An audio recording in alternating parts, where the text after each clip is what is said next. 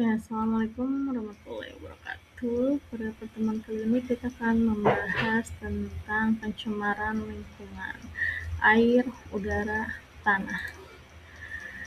Pencemaran lingkungan terjadi ketika zat, energi, atau komponen lain masuk ke lingkungan dalam jumlah yang melebihi ambang batas dan menurunkan kualitasnya. Pencemaran dapat terjadi pada air, udara, dan tanah. Aktivitas industri, transportasi, pertanian, serta limbah rumah tangga menjadi sumber utama pencemaran. Dampaknya tidak hanya merusak ekosistem, tetapi juga mengancam kesehatan manusia dan keberlanjutan pembangunan.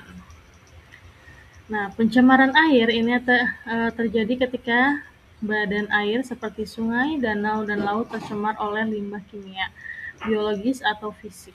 Limbah industri deterjen, pestisida, dan sampah plastik sering menjadi penyebab utamanya. Nah, organisasi seperti World Health Organization menegaskan bahwa kualitas air yang buruk berkontribusi pada berbagai penyakit menular.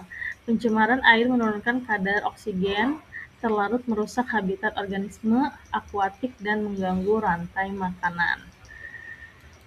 Nah, yang kedua ada pencemaran udara.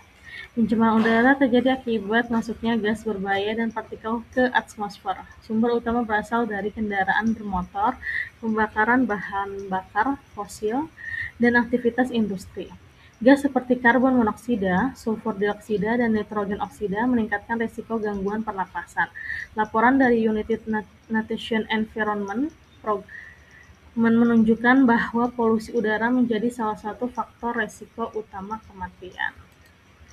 Lanjut, ada pencemaran tanah. Nah, pencemaran tanah ini biasanya terjadi ketika limbah padat pada bahan kimia berbahaya mencemari permukaan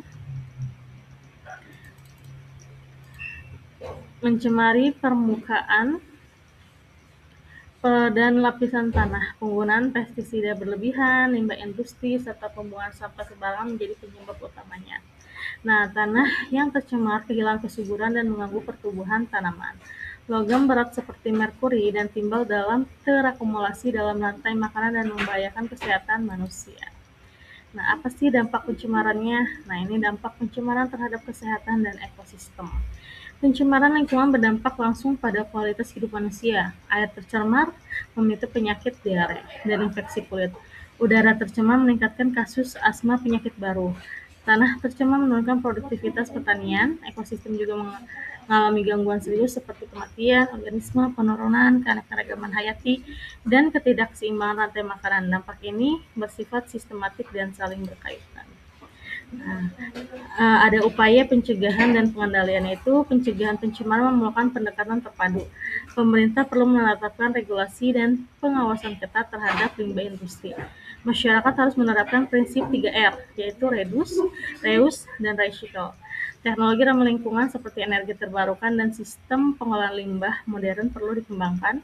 Kolaborasi antara pemerintah, sektor swasta, dan masyarakat menjadi kunci pengendalian pencemaran serta berkelanjutan.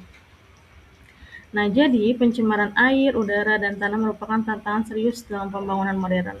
Setiap jenis pencemaran memiliki sumber, mekanisme, dan dampak yang berbeda. Namun semuanya berkontribusi dan penurunan kualitas lingkungan.